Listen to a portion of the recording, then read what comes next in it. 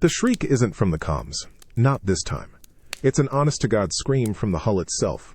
A tortured tearing of metal that rattles your teeth. Then comes the impact. A gut-wrenching lurch that slams your head against the console, blinding you with a flash of white. The metallic tang of blood immediately fills your mouth.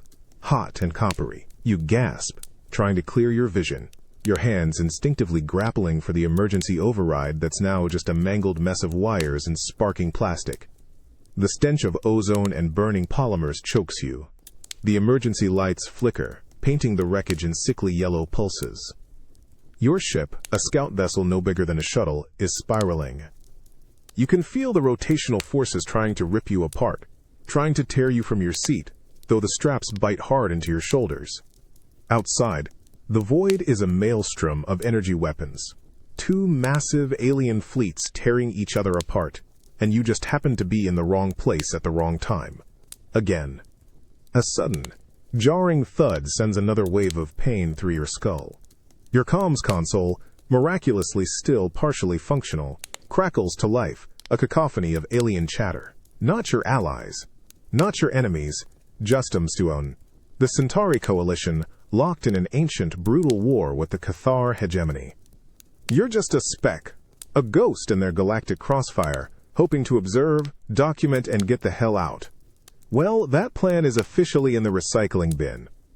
Hull breach, Sector 7.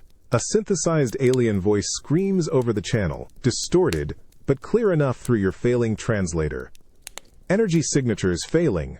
Brace for impact. The cockpit groans around you, a dying beast. You press your hand against the cold metal of the console, trying to push yourself upright, but the spin is too intense. Your eyes snap to the main display, still struggling to show something coherent. It flickers between tactical data, system warnings, and your personal media player. Of course, in your haste to launch, you'd left it running.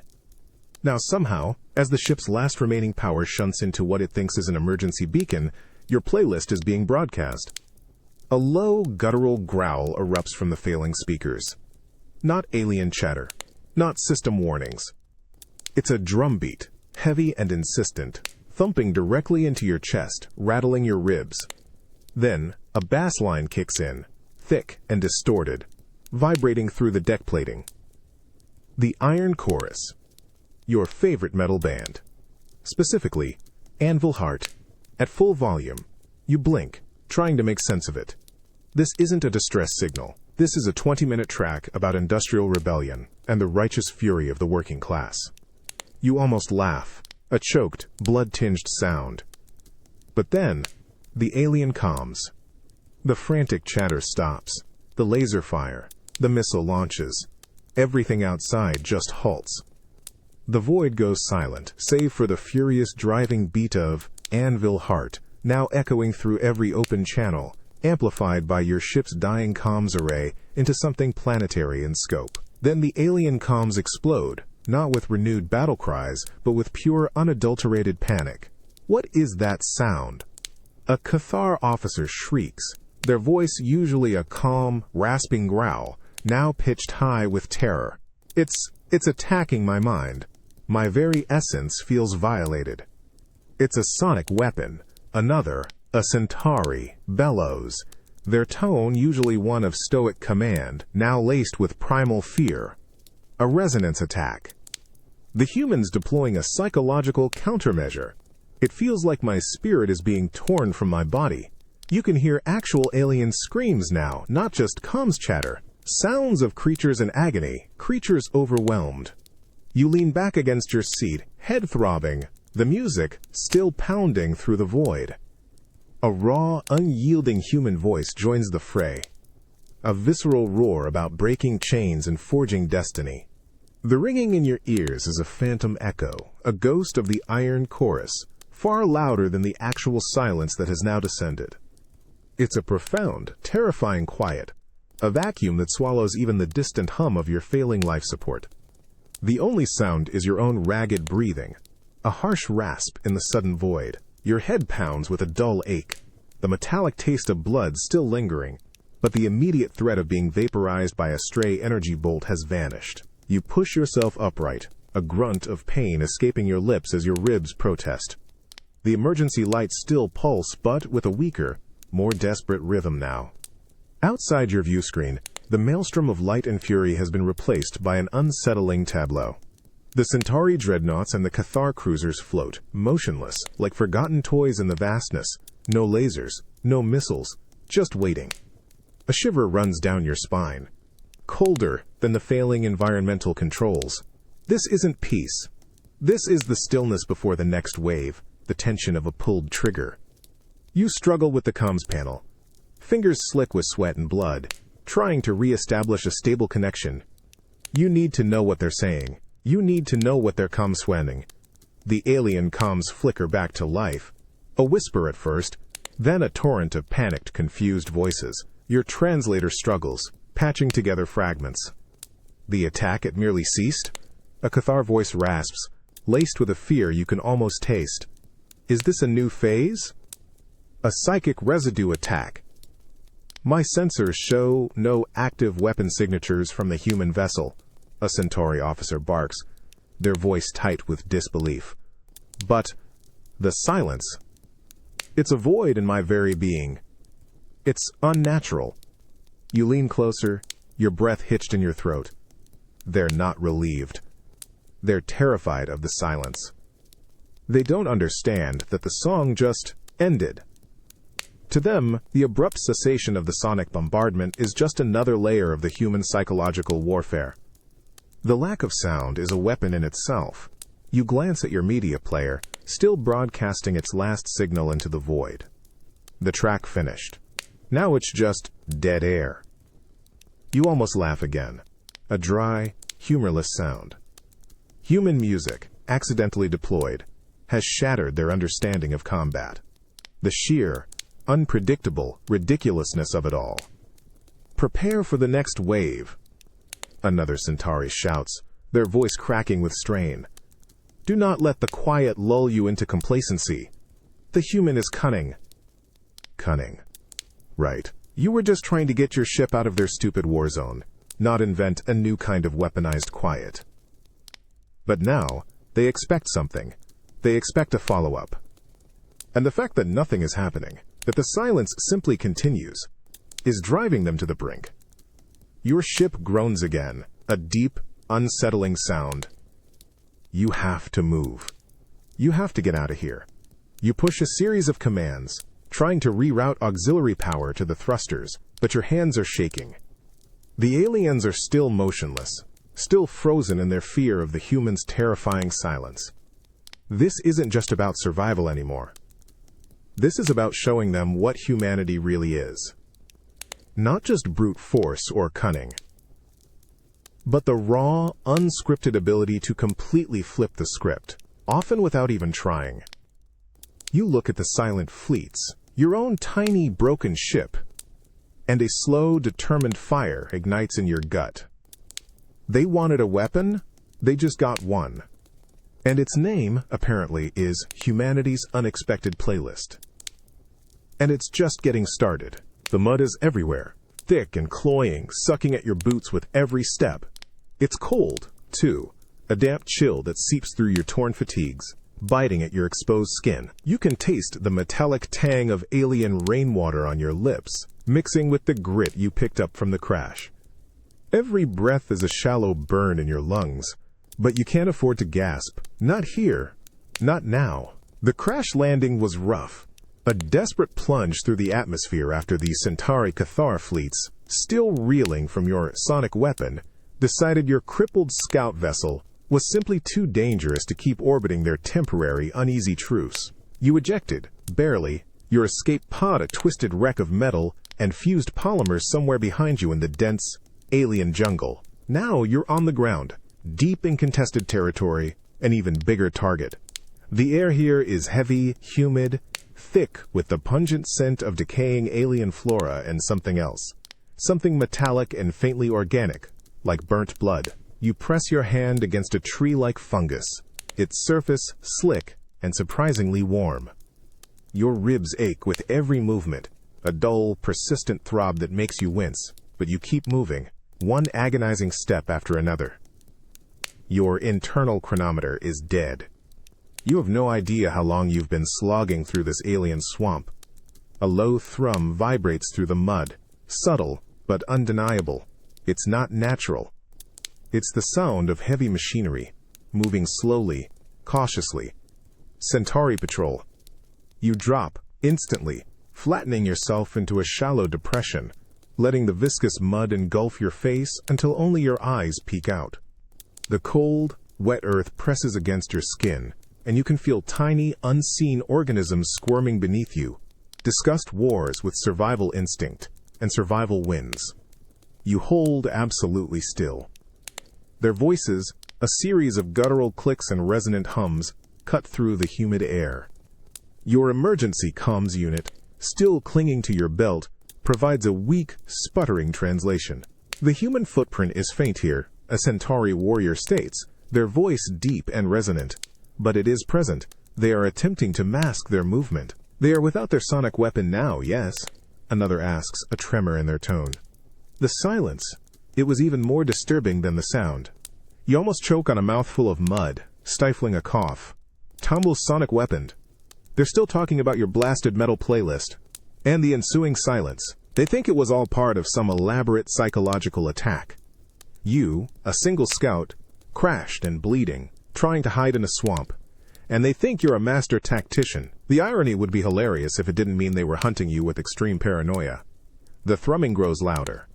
A shadow falls over you, momentarily blocking the dim, filtered sunlight that penetrates the canopy. You can feel the heavy weight of their patrol vehicle, its anti-grav repulsors churning the air just meters away. Your heart hammers against your ribs, a frantic drum against the backdrop of their wary, fear-laced chatter. Maintain full sensory sweeps. A commander barks, their voice tight with tension. The humans, they are known for their unpredictability. Their spirit is an unknown variable. Do not underestimate their ability to strike from the most mundane of hiding places. You lie there, invisible, breathing the alien mud, listening to them discuss your unpredictability, your spirit. They're not looking for a crashed pilot. They're looking for a ghost, a saboteur, a weapon disguised as a man. And right now, that's exactly what you need them to think you are. You're just a bleeding, muddied human. But a human who absolutely refuses to die politely. Not here, not ever. The chill in your bones has settled. A deep, pervasive cold that gnaws at your resolve. Every muscle screams in protest, a symphony of aches from the crash and the endless trek through this sodden jungle. Your stomach growls, a hollow, persistent reminder of the last meal you can't remember, mixing with the metallic tang of alien pollen on your tongue. You huddle under a monstrous fungal cap, its fleshy surface shedding a constant drizzle onto your already soaked form. It's not shelter, not really, just a slightly less wet place to catch your breath. Your fingers, stiff and numb, fumble with the universal communicator still clipped to your belt. It's barely more than a shard of fused plastic and burnt circuitry.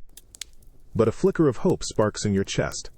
Maybe, just maybe, you can pull up a topographic map, a heading, anything. With painstaking effort, you manage to pry open a panel, exposing a rat's nest of wires. You ignore the pain in your cracked ribs, focus on the delicate task. A tiny spark, a faint whirring sound. Success! The small display flickers to life. Green light painting streaks across your mud-streaked face. But it's not a map. It's not comms. Instead, from the device's tiny, almost destroyed speaker, a sound whispers into the alien dampness. A melody. Faint, ethereal, almost like a ghost. It's a track you saved years ago. Something quiet, atmospheric, a human lullaby from a forgotten era. Starlight Drift by Lyra Dreams. Barely audible, a gentle piano chord, a soft synth pad. You hadn't even known it was on. You try to switch it off, your thumb brushing over the unresponsive controls. It's stuck. Just this soft, melancholic tune, playing on repeat, its volume barely a breath. Suddenly, the alien comms, which you had left on mute, crackle to life. Not a roar of panic this time, but a chilling, almost reverent whisper. Your translator struggles, then spits out the words. The sound returns, a Cathar voice, barely above a hiss. But different. Insidious. It seeps into the mind, not with fury, but with a false calm. It's a seduction. A centauri barks, a tremor in their usually stoic tone. A psychic dampener. They seek to pacify our battle rage, to lull us into submission before their true assault. You freeze, your hand still hovering over the stubborn calm. A lullaby. They think a lullaby is a weapon. The whispers continue. The humans are testing new emotional warfare. This lullaby. It speaks of sorrow, of quiet despair. It weakens the will. Our sensors detect no aggression, but the spiritual drain is profound. Your quiet accidental background music is somehow inducing existential dread across two warring alien fleets. You stare at the tiny device, the faint, gentle melody filling the small space under the fungal cap. It's a simple human comfort, meant to soothe, to evoke a quiet moment, but to them, it's an unseen blade, cutting at their very souls. The Centauri patrol, which you thought had moved on, is now close again. You hear the thrum of their repulsors, closer than before. But their voices are hushed, their movements cautious, as if afraid to disturb the insidious lullaby. A grim understanding settles over you. They're not just hunting a pilot, they're tiptoeing around a phantom weapon. And you, a lone bleeding human, have stumbled into a role you never asked for, the ghost who can fight a war with nothing but an accidental playlist. Your exhaustion fights with a surge of raw, defiant pride. If a lullaby can stop a war, then maybe, just maybe, you might actually get out of this. The air here is different. Gone is the suffocating humidity of the jungle, replaced by the dry, acrid scent of old sawdust and the metallic tang of hot, oxidized steel. It scrapes at the back of your throat, a welcome change from the cloying sweetness of alien flora and the constant mud. You stumble through a gaping hole in what must have once been a wall, collapsing onto a floor littered with ancient, alien scrap metal and fibrous debris. Dust explodes around you, thick and choking. Your muscles scream, protesting every movement, every breath. Your ribs ache with a dull, persistent throb, and your injured leg drags, a dead weight. You've been moving for what feels like days, driven by pure, stubborn instinct. The Centauri patrol eventually moved on, their fear of your psychic dampener outweighing their desire to hunt you. You use the lullaby, that quiet, stuck track from your comms, as a shield, a persistent, almost subliminal deterrent. It bought you time. This place, it's an abandoned Cathar mining outpost, or what's left of one. Rusting gantries stretch into the gloom above, giant, defunct machinery sits like skeletal beasts, and the silence is profound, broken only by the drip of moisture from the distant ceiling and the faint, almost imperceptible hum of some ancient, barely alive power conduit. You drag yourself towards a pile of discarded conduits and damaged data slates, a spark of pure, human ingenuity flickering in your exhausted mind. You need a way out, a way to signal, a way to Asterix fight, and you need to stop broadcasting that damn lullaby before it somehow attracts something even worse. With trembling fingers, you begin to scavenge. A torn wire here, a discarded power cell there. Your mind, though battered and weary, starts to calculate, to improvise. The human brain, even when bleeding and starved, is a magnificent problem-solving machine. Suddenly, a voice, distant and distorted, crackles over your rigged-up emergency comms unit, which you'd been trying to charge from a dying power cell. It's Cathar, and they sound agitated. The human, its influence persists. A guttural voice hisses, barely audible. Our patrols report strange fluctuations near Sector GAMMA7, a resonant field of unknown origin. Sector GAMMA7. That's you. You suppress a bitter laugh. PT's resonant field. It's still that damn lullaby, barely a whisper now, but apparently enough to keep them on edge. Another voice, higher pitched, more urgent. It's not aggressive, but our engineers report a loss of focus in the affected units, a profound sense of reflection. It's unnerving. You stare at the scavenged wires in your hand, then at the dead terminal screen in front of you. A plan, insane but undeniably human, begins to form. They think you're manipulating their emotions with sound? Fine, you'll give them something else to worry about, something they definitely won't understand. You find a cracked power capacitor, still holding a sliver of charge. It's enough. Enough to jury-rig a burst signal. Not a distress call, not yet. Something else. You remember a specific frequency, a particular pattern. Something universal but completely alien to their understanding of warfare. Your hands, though aching, work with renewed purpose. You're not just surviving anymore, you're setting a trap. A human trap, built from grit, ingenuity, and a dash of pure, unadulterated mischief.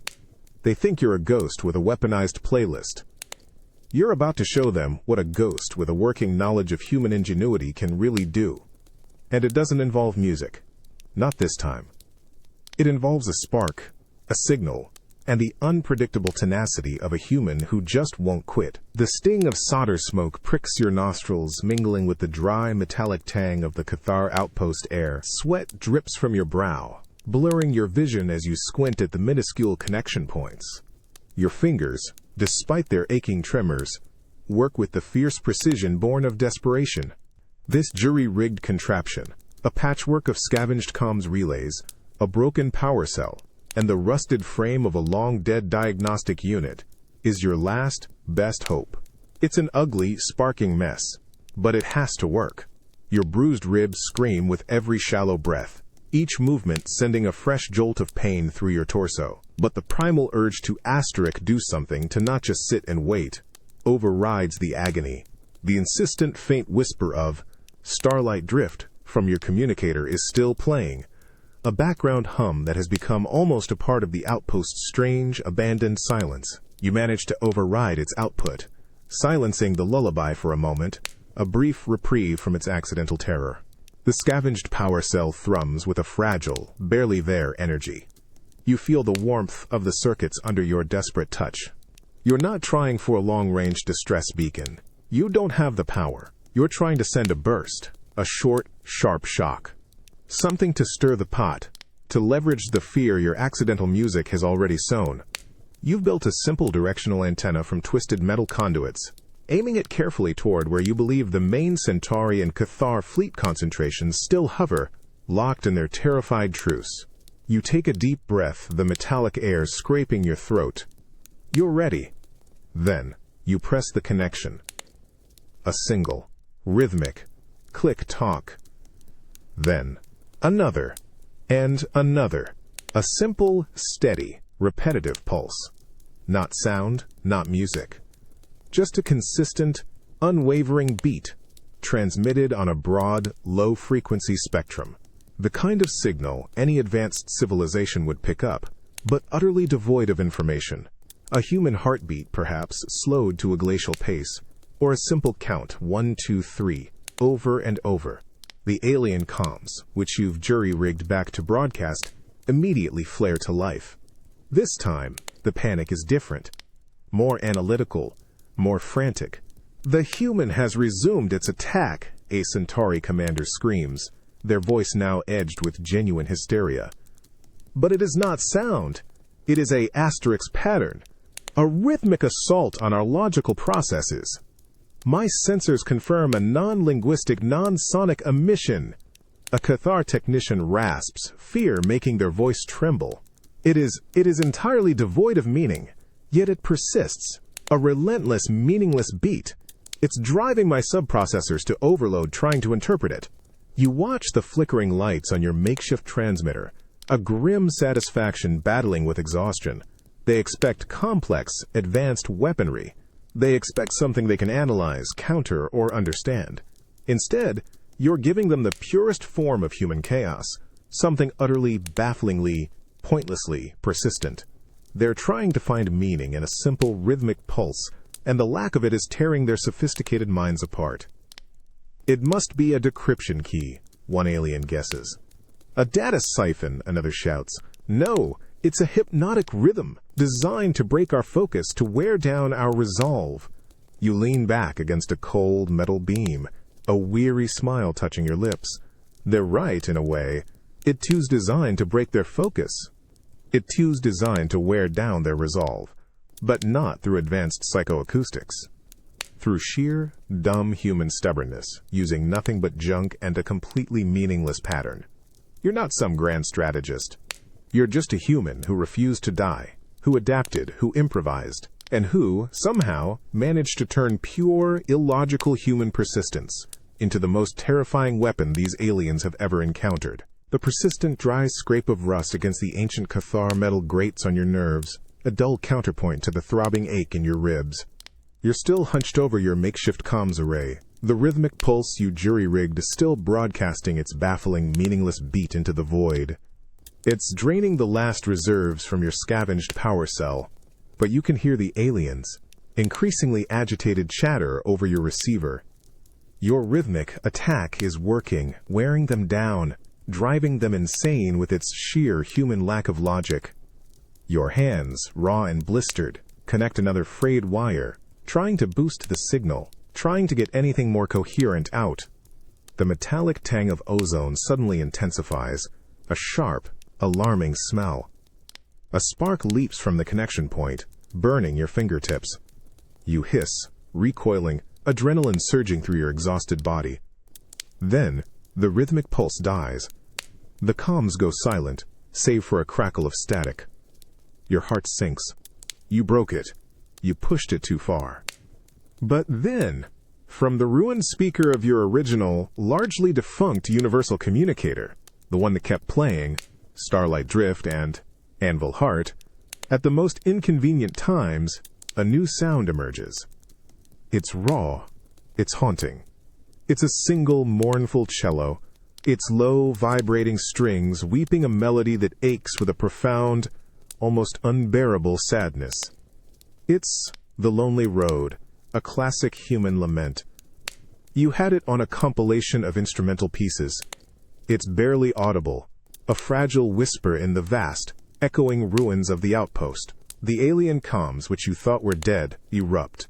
Not with panic, not with anger, but with a chilling, horrified awe. What is this? A Centauri voice, usually so stoic, whispers, laced with pure agony. The human, it weeps with sound. Is this a weapon of despair? It pierces my very soul. A Cathar wails, a sound you'd never thought you'd hear from one of their stoic warriors. It speaks of loss, of unending grief. My focus, it shatters. You stare at the tiny device, the cello's low, resonant tones filling the dusty, abandoned space. To you, it's just a beautiful, melancholic piece of music, meant for quiet introspection. To them, it's a calculated, soul-crushing assault. They're interpreting the raw, exposed emotion of human art as a strategic strike, a new level of psychological warfare designed to demoralize them into utter surrender. Its emotional bandwidth, it is limitless. Another Cathar laments, their voice filled with a profound, almost spiritual dread. The humans, they wield feeling as a weapon. They weaponize sorrow. You push yourself to your feet, your injured leg protesting. But a new kind of resolve hardens your gaze. They think this is a weapon? Fine. Let them think that. Let them believe that the deepest, most vulnerable parts of humanity, our music, our emotions, our sheer, unthinking capacity for both joy and sorrow, are advanced weaponry they can't possibly comprehend. You look around the crumbling outpost, at the derelict machinery and the oppressive gloom. This place is dead, but you're not. And neither is your music. They're afraid of a song. They're terrified of a feeling. And that, you realize, makes humanity far more dangerous than any laser cannon ever could. You may be bleeding, bruised, and stranded, but you are a human.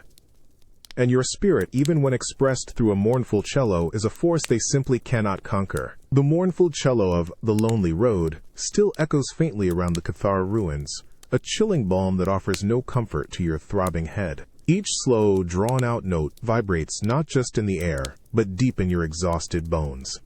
A shared sadness that you alone seem to understand. Your fingers, raw and scraped, still hover over the mangled remains of your comms unit. The burnt-out power cell, a stark reminder of your last failed attempt to make a proper signal. The metallic tang of burnt circuitry still lingers, a faint echo of your desperation. You curse softly, a dry, rasping sound in your throat. You need power. You need a way to redirect what little juice is left in the system. Your eyes scan the debris-strewn floor, landing on a discarded power conduit, thick and heavy. A crazy idea sparks. What if you could bridge it directly to the comms unit, bypass the burnt-out cell entirely, just for a moment? It's risky. It could overload everything. Turn your last hope into a molten slag heap. But the alternative is to just sit here and bleed out, waiting for them to finally figure out you're just a man with a music player. With renewed, desperate energy, you begin to strip the conduit, the sharp edges of the exposed wire biting into your flesh. A grunt of pain escapes your lips, but you push through it. When you finally, painstakingly make the connection, a surge of power crackles. Not just a faint whir, a surge of voices. Not a single cello anymore, but a rich, layered harmony of human singers, male and female, rising and falling in complex emotional waves. It's Requiem for a Fallen Star, an ancient, powerful choral piece. You must have accidentally shunted power not just to the comms, but directly into your media player's main output, amplifying it. The alien comms, now surprisingly clear through your jury-rigged connection, explode with a new, terrifying intensity. "It's a chorus," a Centauri officer shouts, their voice strained to breaking point. Multiple voices. They are weaving their emotional attacks now. A tapestry of despair and defiance. The spiritual impact is overwhelming, a Cathar commander bellows, a sound of utter defeat in their tone. It is a blend of their lament, their rage, their hope. How can one entity wield such complex, contradictory emotions as a weapon? You hear actual sobbing now from a Cathar. And from the Centauri, an eerie, stunned silence, almost as profound as the one that followed your heavy metal. You lean against the cold metal, your chest heaving, listening to the magnificent, terrifying sound of human voices filling the void, accidentally amplified across a war zone. You're not just a man anymore. You're a conductor, a ghost maestro, and your orchestra is humanity's very soul. And the aliens, for all their technology, are utterly, hopelessly, pathetically lost. Because they tried to categorize and weaponize something they could never understand. The raw, beautiful, terrifying complexity of human feeling. And sometimes, that's all the power you need. The haunting layered harmonies of Requiem for a Fallen Star have woven themselves into the very fabric of the desolate Cathar outpost. It's no longer just a sound emanating from your broken comms unit. It feels like the air itself is singing, vibrating with a profound, unearthly human emotion that somehow resonates with your own gnawing emptiness. Your stomach cramps with hunger, a sharp, familiar pain that clashes with the ethereal beauty filling the silence. Every breath is a shallow, painful luxury, your ribs protesting the slightest movement, but you force yourself to stay alert. The alien comms, still broadcasting through your jury-rigged system, are a constant stream of bewildered, terrified chatter. The two warring factions, the Centauri and the Cathar, are in a complete emotional gridlock, paralyzed by the sheer, unyielding power of human choral music. The human, its lament persists. A Cathar officer whimpers, their voice uncharacteristically frail. It has been cycles. The sorrow, it is unending. Our battle readiness protocols are compromised by profound introspection. "It's a morale attack," a Centauri commander shouts, their voice tight with barely contained panic. This Requiem gnaws at the very concept of conflict. It speaks of universal loss, of the futility of our struggle. How do we fight a weapon that makes us question why we fight? You watch your battered communicator, a grim satisfaction battling with the bone-deep weariness. They're completely derailed. The music, intended for solemn remembrance, is making them doubt their entire war. But this stalemate can't last. They'll either adapt, or they'll eventually deduce your true, non-threatening state. You need another note, another impossible chord in this bizarre symphony of accidental warfare. Your eyes scan the remains of your media player, searching for anything. A different track, something that could cut through the pervasive sorrow. Then you see it. A single faint icon, a lone acoustic guitar, accompanied by a simple, clear human voice. A folk ballad. Something raw, vulnerable, but undeniably resilient. You don't have a name for the track. It was just a random download from an old Earth archive. You call it The Wanderer's Plea. With trembling fingers, you manage to bypass the current track, coaxing the dying system to play something new. The rich, woven voices fade, replaced by the clear, sharp strum of an acoustic guitar. Then, a voice, simple and unadorned, begins to sing of longing, of journeying, of hope found in solitude. It's quiet, intimate, a single human spirit laid bare. The alien comms go utterly silent for a beat. Then, a collective gasp. The human, it sends a single voice now. A cathar whispers, reverence in their tone. Stripped bare of its complex sorrow. Is this a challenge of pure will? A lonely defiance? It projects solitude, a centauri exclaims, sounding utterly baffled. A single unarmed voice.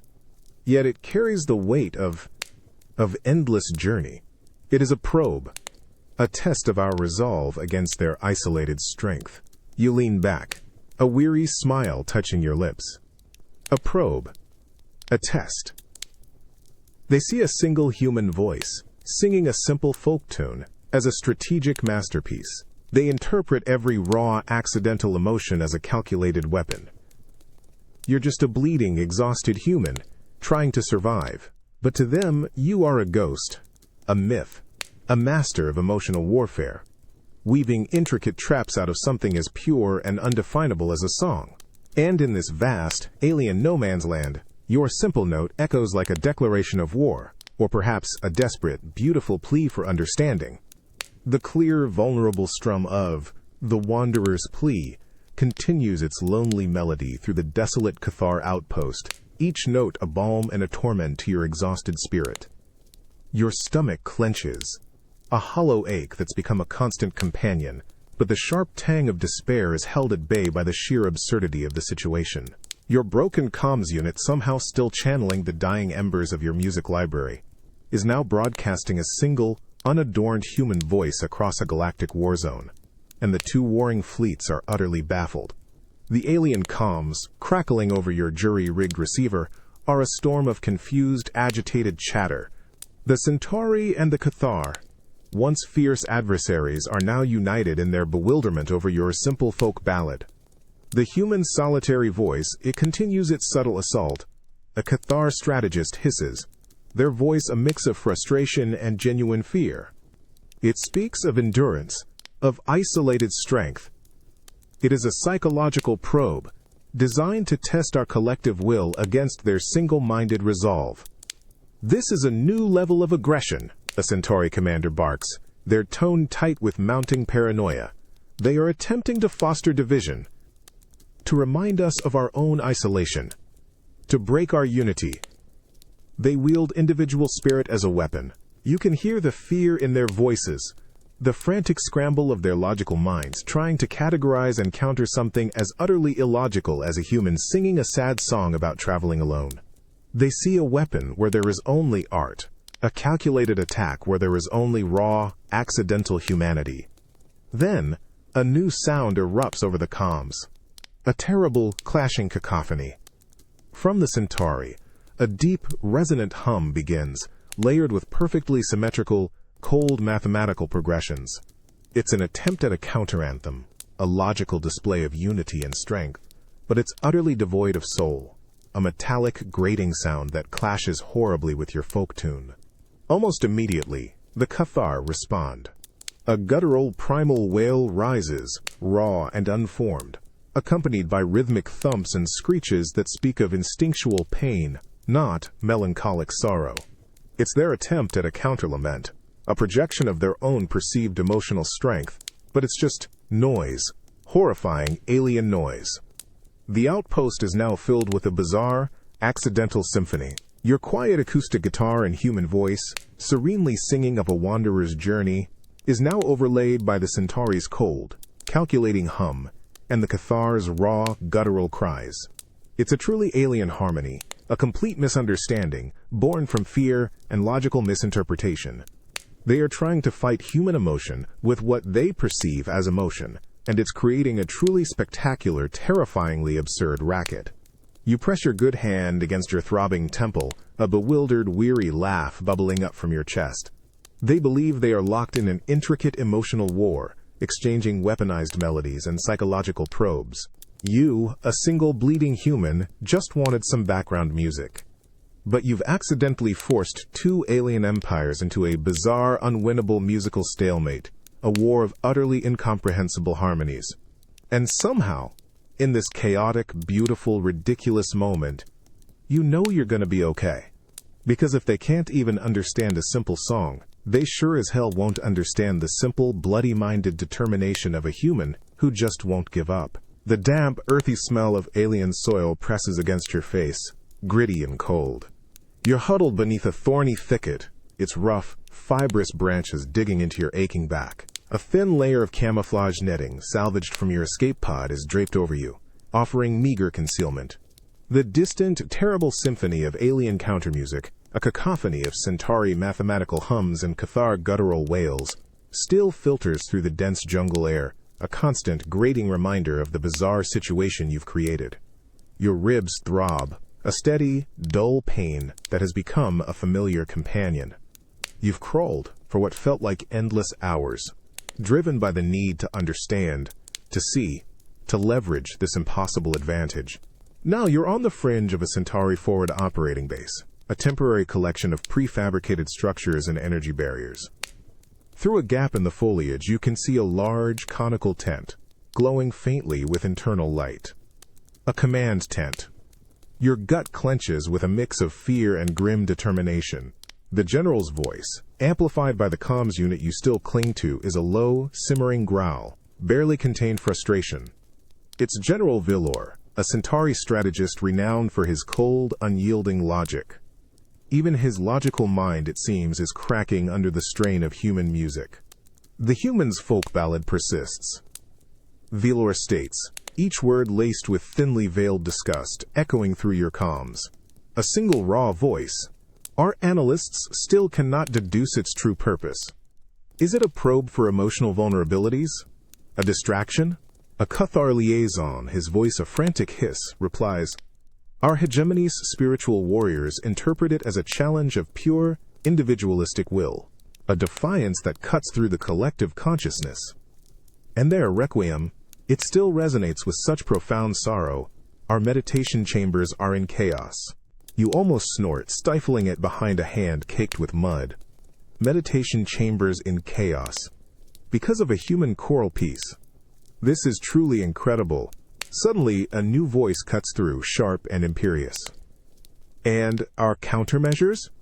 The logical unity harmonization?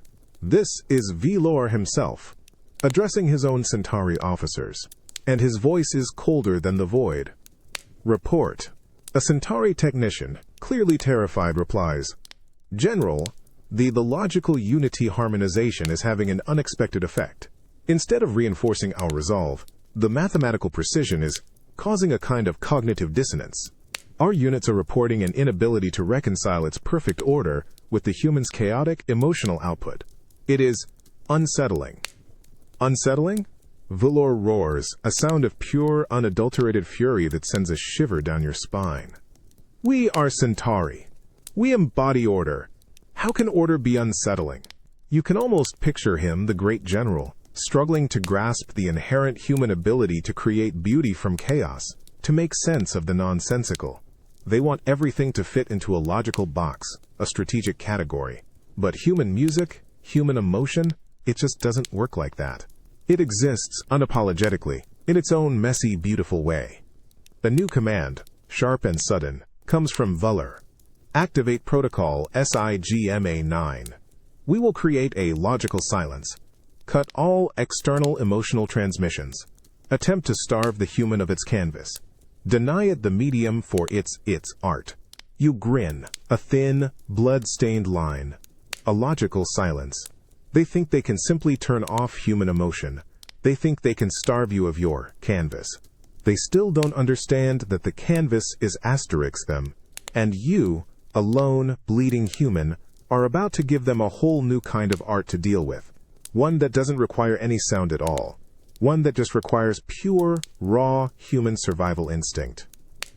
And that, you realize, is the most terrifying weapon of all. The world goes silent.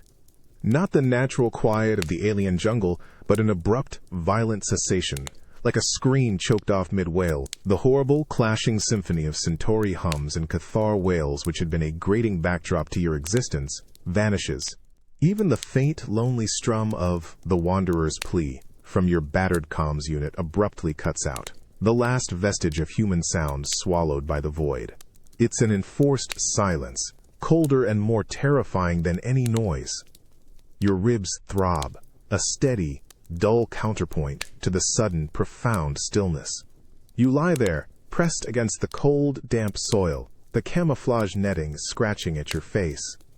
Your eyes, strained and weary, scan the Centauri forward base. The glowing command tent, moments ago a hive of agitated chatter, is now eerily quiet.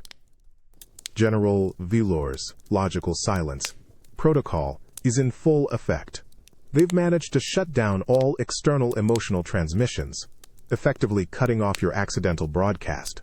You're truly isolated now, a single human breath in a universe that has abruptly stopped listening. Then, through your jury-rigged comms receiver, a Centauri voice, clipped and tense, breaks the silence. Protocol SIGMA-9 is stable. All external emotional vectors neutralized. The human is silenced. There's a hint of triumph in their tone, but it's brittle, almost desperate. A Cathar voice, thin and reedy, responds, "Silenced, yes. But the memory of its sorrow, the echo of its rage, it persists. Our battle minds are still processing the aftershocks. The silence now is not empty. It is filled with the specter of human emotion." You close your eyes, a grim, weary smile touching your lips. They cut the sound, but they can't cut the feeling. They can't delete the experience. The music, in all its chaotic, beautiful, terrible human forms, has already burrowed deep into their logical minds, into their spiritual cores. The silence isn't a victory for them. It's just a blank canvas, now haunted by the echoes of what you've already painted. You reach into your tattered pocket, your fingers brushing against the last remnant of your personal effects, a small, smooth, polished stone from a beach back home. You pull it out. Its cold surface a stark contrast to the warmth of your palm. It's nothing, just a rock. But to you, it's the quiet rumble of ocean waves, the laughter of friends, the feeling of sun on your face. A memory, a forgotten song. You slowly push yourself up, your muscles screaming in protest, but your resolve hardening. You're not silenced. Not truly. They wanted a logical silence? You'll give them the logical continuation of human unpredictability. You take the stone, and with a deliberate, defiant motion, you scrape it against the hardened alien soil, leaving a faint, almost imperceptible line. One tiny, human mark. They may have muted your music, but they haven't muted you, Nunja. The silence is just another stage. And humanity, you realize, doesn't need a loudspeaker to make its presence felt. Sometimes, all it needs is a single, stubborn heartbeat, a quiet memory, and the unbreakable will to simply refuse to disappear. The silence, once a welcome reprieve from the chaotic alien countermelodies, now presses in on you, thick and oppressive.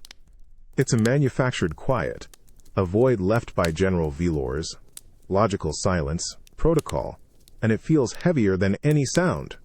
The alien jungle air is still cold and damp against your skin, chilling you to the bone as you huddle, aching, beneath the camouflage netting. Your ribs throb, a dull, constant rhythm against the hollow emptiness of your stomach. You've been tracking them, moving parallel to the Centauri patrol routes, a ghost in the forced quiet. Through your battered comms receiver, the Centauri commanders boast of their success. The humans' emotional vectors are neutralized, Its art is silenced. But the Kithar, ever more spiritually attuned, still whisper. The memory of its sadness, the echo of its rage, it remains. The void is not empty. It is filled with human specters. They think they've won. They think by cutting off your accidental broadcasts, they've disarmed you. They've mistaken a human's playlist for a weapon. And now, they've mistaken its cessation for victory. But you know better. You're a human.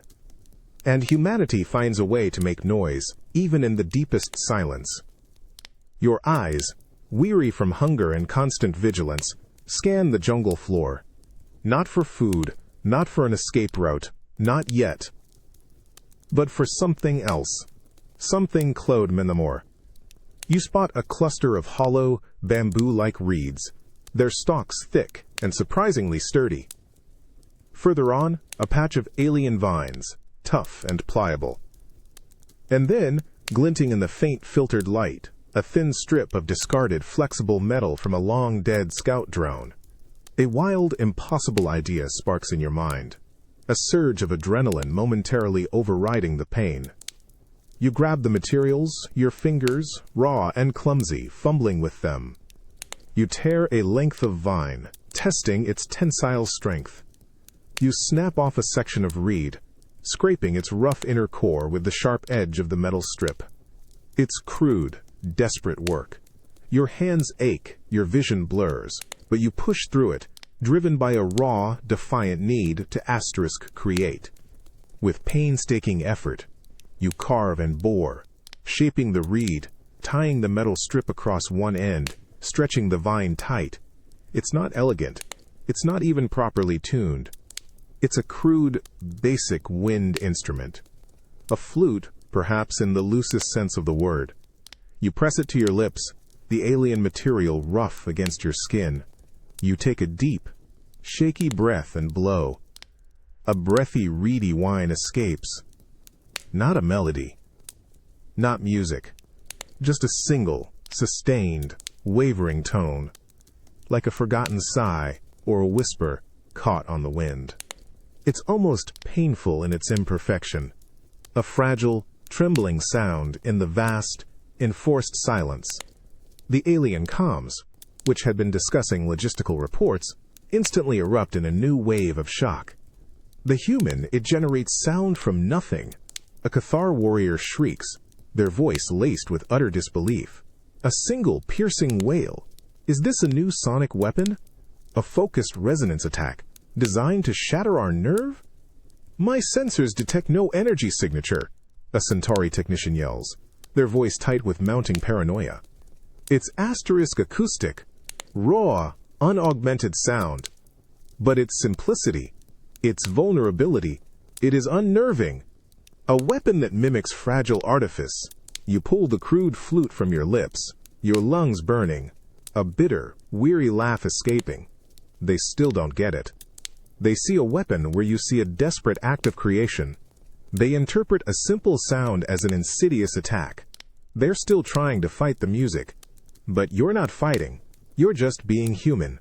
And sometimes, that's more terrifying than any weapon they could ever imagine.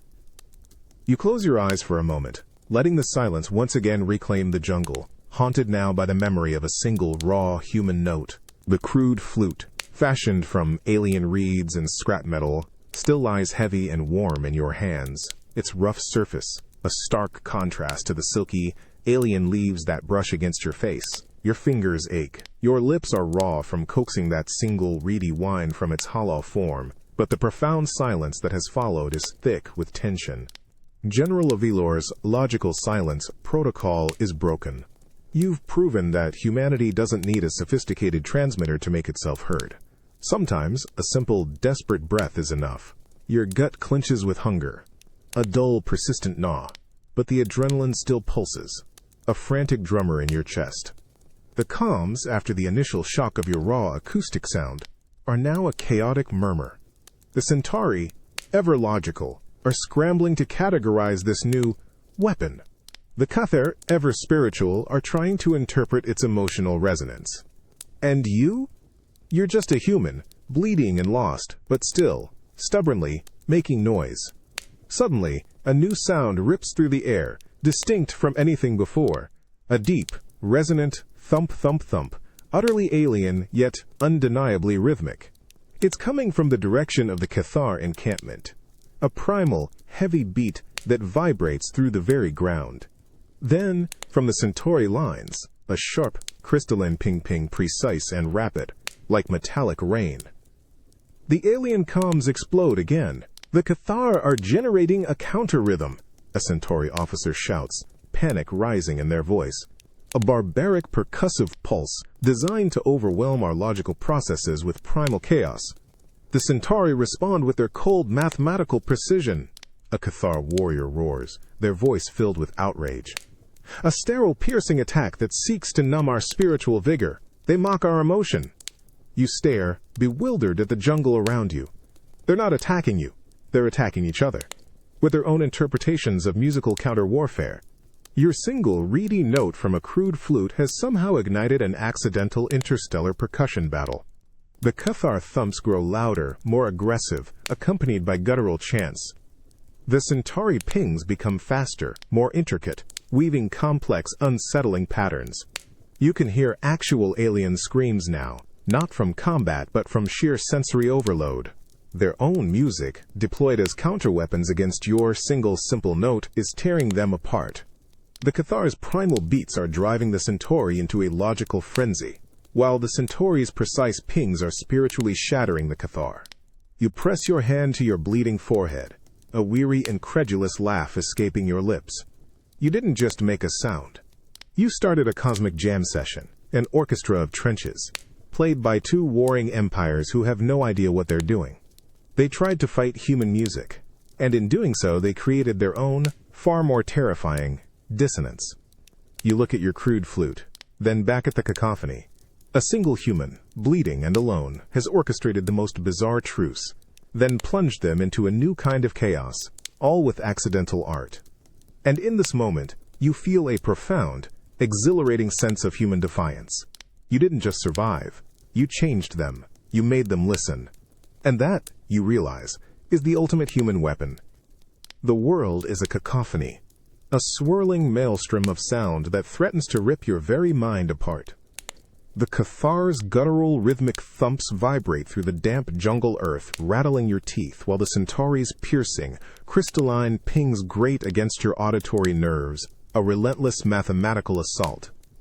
It's a war of noise, self-inflicted and utterly incomprehensible, and you, bleeding and battered, are somehow its accidental conductor. Your ribs ache with every shallow breath, and the persistent metallic tang in your mouth now feels like a permanent fixture. You're still hidden, pressed low amidst the thick, alien foliage, the crude flute you fashioned lying discarded beside you. It's done its job. It ignited this absurd counter-warfare. But the chaos can't last. Sooner or later, one of them will look beyond their self-made symphony and remember the bleeding, wounded human who started it all.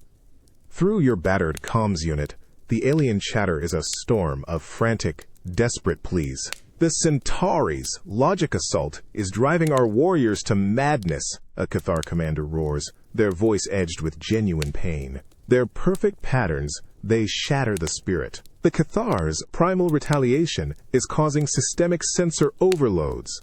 A Centauri general, possibly Vlor himself, barks, his tone strained, frayed. Their chaotic rhythm, it bypasses all logical filters. They are breaking each other not with plasma or railguns, but with sound. With their misunderstanding of sound, of emotion, of asterisk U. And in that profound, beautiful absurdity, a new, terrifyingly human idea sparks. You could hide. You could wait for them to destroy themselves. But that's not how humanity survives.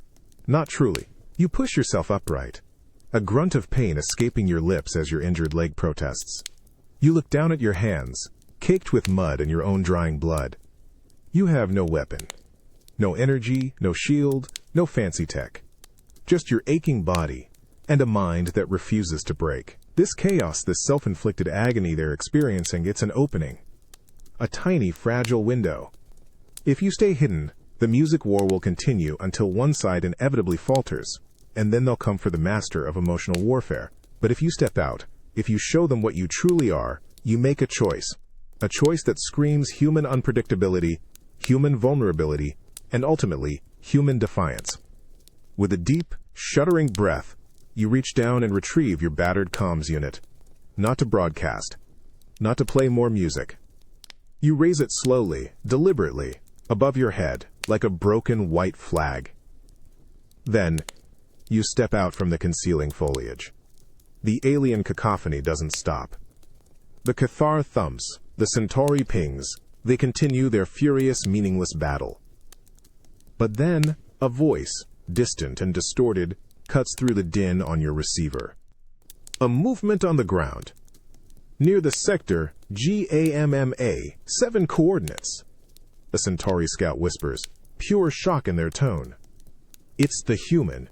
It's unarmed. What new weapon is this? A projection of vulnerability? A psychic surrender trap? You ignore them. Ignore the fear. Ignore the pain. You start walking. Slowly, deliberately, out of the thicket, into the open space between the warring encampments. Every step is agony, but you keep going. You're not a weapon. You're not a ghost. You're just a human, bleeding and tired, walking towards the very beings who tried to kill you, holding nothing but a broken piece of tech. And sometimes, that's the most terrifying, most unpredictable thing of all. The deafening, self-inflicted war of alien noise, the Cathar's guttural thumps, and the Centauri's piercing pings, assaults your senses with brutal force. Each step you take into the open is an act of pure, agonizing will, your injured leg dragging, sending jolts of pain through your bruised ribs. The comms unit, raised above your head like a bizarre, broken offering, feels heavy and insubstantial. You're a single, bleeding human, walking unarmed into the teeth of a war zone you accidentally created, and every instinct screams at you to run, to hide. But you keep walking. The alien comms, still crackling through your receiver, are a storm of bewilderment. The human advances, unarmed. What new tactic is this? A display of raw, undefended will? A Cathar officer yells, their voice laced with a strange mix of fear and awe. It projects no energy signature, no emotional vector. A Centauri general, Valor, barks, his voice still tight with paranoia, but now a hint of something else. Confusion. Is it a psychological counteroffensive? A demonstration of what? You ignore their frantic attempts to categorize you, to understand your illogical actions through their cold, strategic lenses. Your focus is singular. Survive and maybe, just maybe, end this insane musical war. You reach the center of the open ground, a small clearing between the two warring encampments, and stop. The alien cacophony still rages, but you can feel eyes on you now, hundreds of them, from both sides. With trembling hands, you lower the comms unit. It's useless for broadcasting, but it's not completely dead. The tiny display, flickering erratically, still cycles through your playlist. One last option. One last, desperate gamble. You press a sequence of buttons, fingers fumbling over the damaged interface. You're not trying to play a song. You're trying to turn on the Tynes microphone. The speaker, though mostly ruined, still functions. If you can broadcast your voice, just your voice, raw and unaugmented, maybe, just maybe, you take a deep, ragged breath, the metallic taste of blood still heavy in your mouth. You raise the comms unit to your lips, ignoring the sharp pain in your ribs, ignoring the trembling in your hands. You open your mouth. Stop, you say, your voice raspy, strained but clear, amplified by the struggling comms unit across the battlefield. Just stop. The Cathar thumps falter. The Centauri pings hesitate. The alien cacophony dies, slowly, uncertainly, replaced by a profound, echoing silence. It's not Valor's logical silence. This is a new silence, born of shock, of incomprehension, of a single, raw human voice cutting through the noise. Then, a Cathar voice, hesitant, almost childlike, comes over your receiver. The human it speaks. Not with song, but with direct command. A vocal weapon? And Velor, the Centauri general, his voice now devoid of its usual cold logic, whispers, "It is asking us to cease." What manner of emotional attack is this? An appeal to our mercy? You stand there, a lone bleeding human, in the absolute center of a war that stopped because you asked it to. You didn't need a song, a rhythm, or a lament. All you needed was your voice. And in that moment you realize the greatest human weapon isn't music, isn't technology, isn't even raw survival instinct. It's the simple, inexplicable, utterly irrational ability to connect, even when all logic dictates utter destruction. And in this terrifying, beautiful silence, you find a strange, profound hope. The silence, profound and unnerving, still clings to the alien jungle air, broken only by your own ragged breathing and the frantic flutter of your heart against your bruised ribs. You stand, swaying slightly, in the dead center of no man's land, your injured leg screaming in protest, the broken comms unit still clutched in your hand. The Cathar and Centauri forces, arrayed in their respective encampments, stare at you, their weaponized musical cacophony having ceased at your single desperate word. Stop. Your throat is raw, your mouth still tastes of blood, and exhaustion gnaws at your every cell. But a new kind of tension now hums in the air, electric and dangerous. This isn't the tension of battle, but of utter, bewildered confusion. They don't know what to make of you, an unarmed, bleeding human who just silenced a war. The alien comms, crackling over your receiver, begin to stir again, a hesitant, low murmur that quickly escalates. The human's vocal interruption has ceased the dissonant harmony, a Centauri tactical officer states, their voice still tight with paranoia. But its purpose remains unknown. Is this a precursor to a new emotional weapon? A direct psychic suggestion? Its command was singular, direct, devoid of traditional linguistic nuance. A Cathar linguist hisses, sounding utterly perplexed. It did not request cessation. It demanded it. What species possesses such unaugmented vocal power? You almost fall, your legs threatening to give out, but you force yourself to stand firm, to meet their unseen gazes. This is it. This is where you either break them with logic, or they finally break you with their complete inability to understand. Suddenly a new voice cuts through the din, sharp and imperious. General Velor. Human, state your intentions. What is the nature of your stop command? His voice is cold, but there's an undercurrent of something new. A wary curiosity, almost a fear of what might come next. You raise the comms unit again, struggling to keep your hand steady.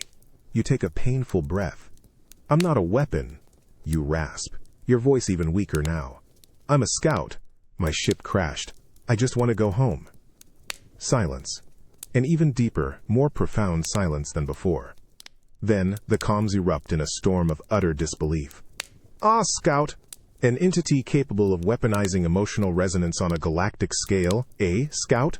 A Cathar shouts, genuine outrage in their tone. This is a new level of deception, a psychological attack disguised as vulnerability. It appeals to our empathy. A Centauri strategist bellows, clearly horrified. It claims, crashed, wants to go home.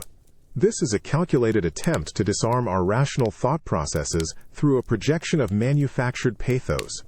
Do not fall for the human's emotional trap. You stare at the jungle, at the hidden forces that believe you're a master manipulator, weaving intricate webs of emotional warfare. You just told them the simple, unvarnished truth, and it terrifies them more than any heavy metal song or mournful cello ever could. You slump slightly, a weary, almost hysterical laugh escaping your lips. You're not a weapon. You're just a human.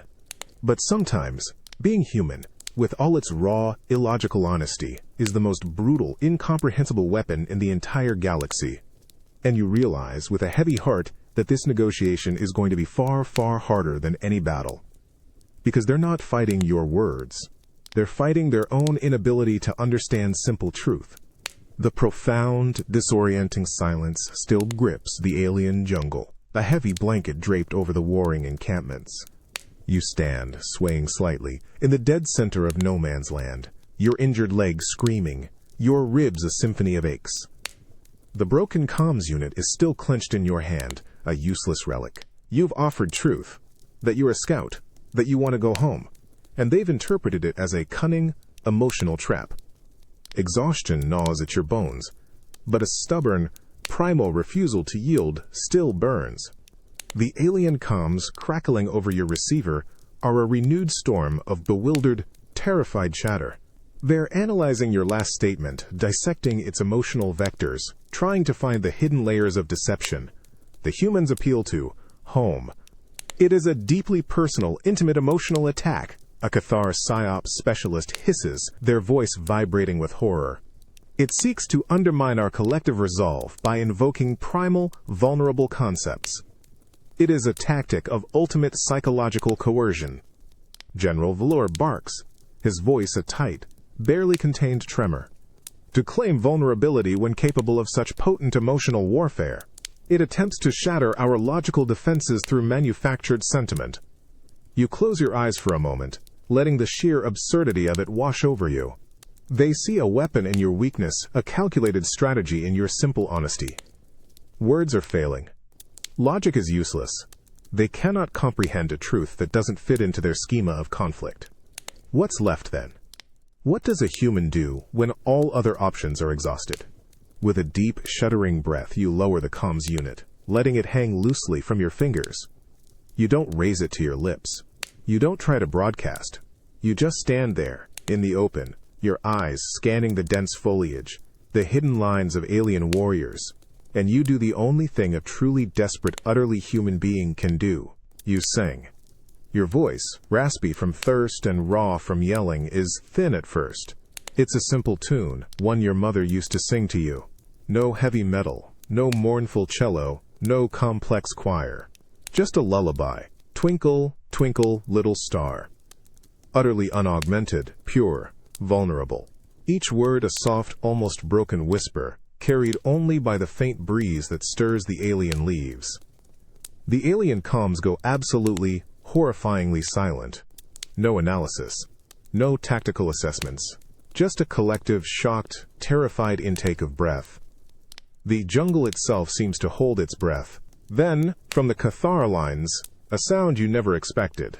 A faint, guttural whimper.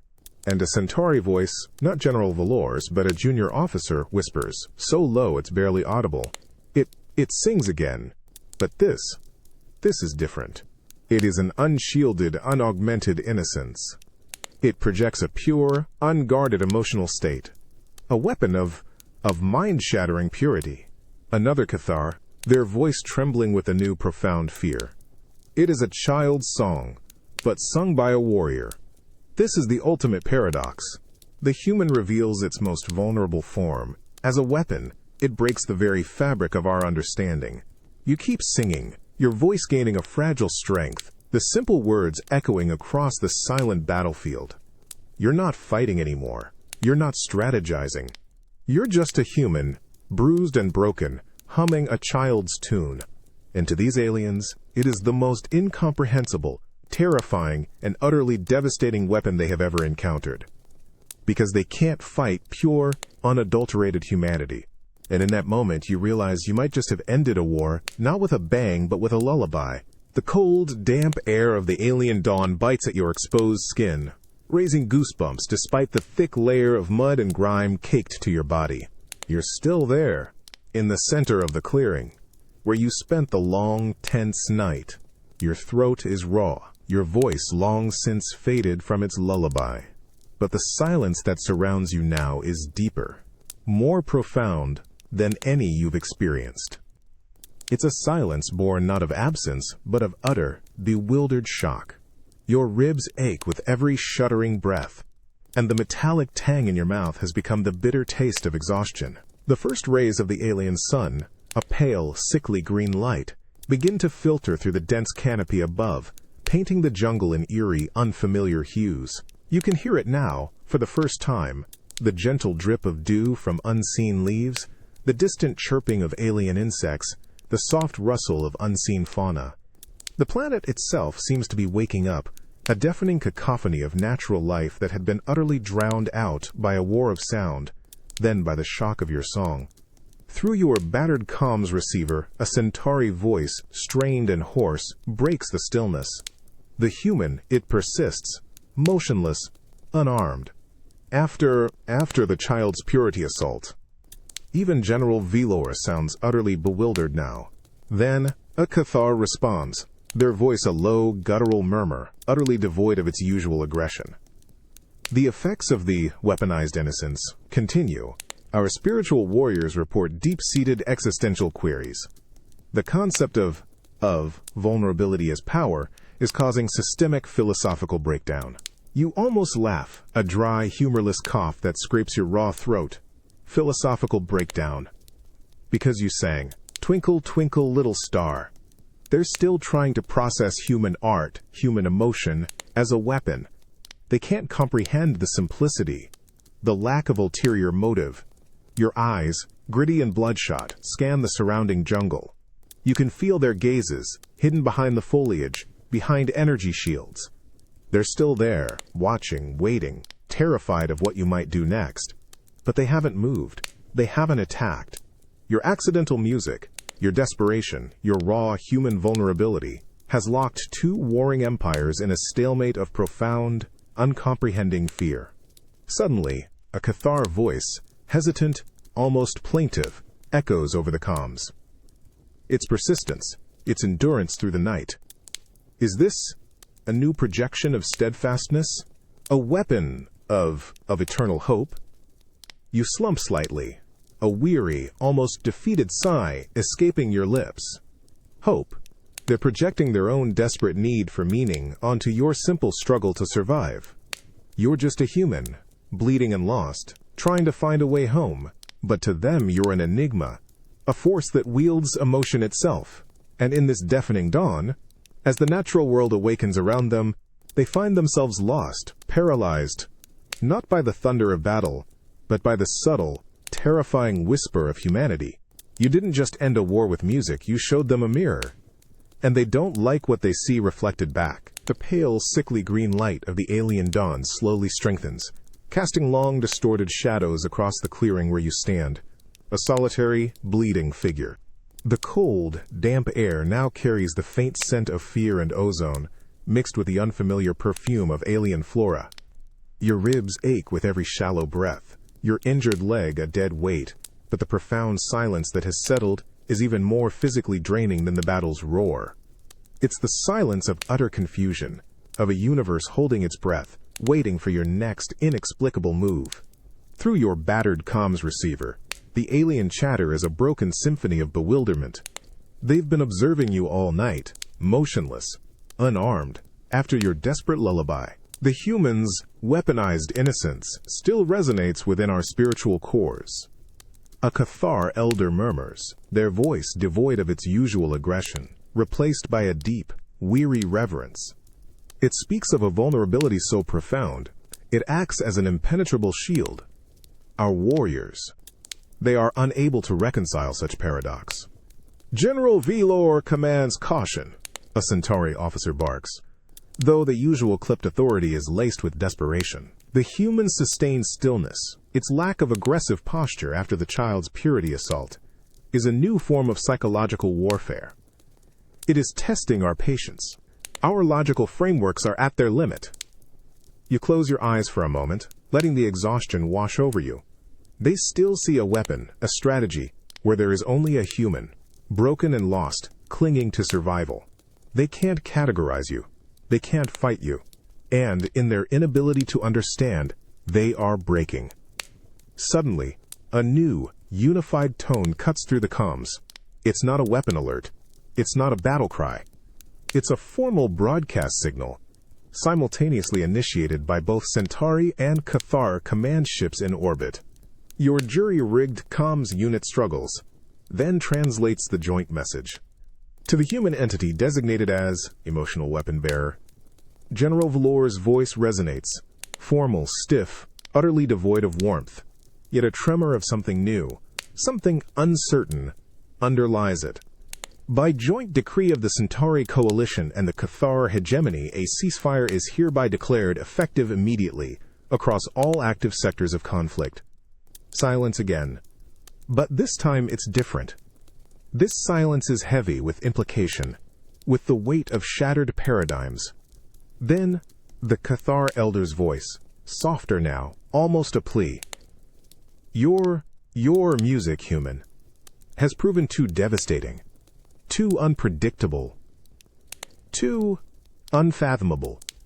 We cannot fight a species that wields pure emotion and illogical vulnerability as its ultimate weapon. The philosophical cost is too great. You almost collapse, your legs finally giving out, sinking to the cold, damp earth. The comms unit slips from your numb fingers. They ended a war, not because of a superweapon, not because of a grand strategy, but because you played a few songs, sang a lullaby, and confused them so thoroughly that they couldn't conceive of fighting you or even each other anymore. You look up at the alien sky, the sickly green light growing brighter. You're just a human. You wanted to go home. And you accidentally broke 2 empires with your playlist. The war may be over, but the enduring resonance of humanity, in all its illogical, beautiful, terrifying glory, has just begun. And you, a single bleeding scout, are the living proof that sometimes the greatest power in the universe isn't a weapon, but simply the refusal to be understood.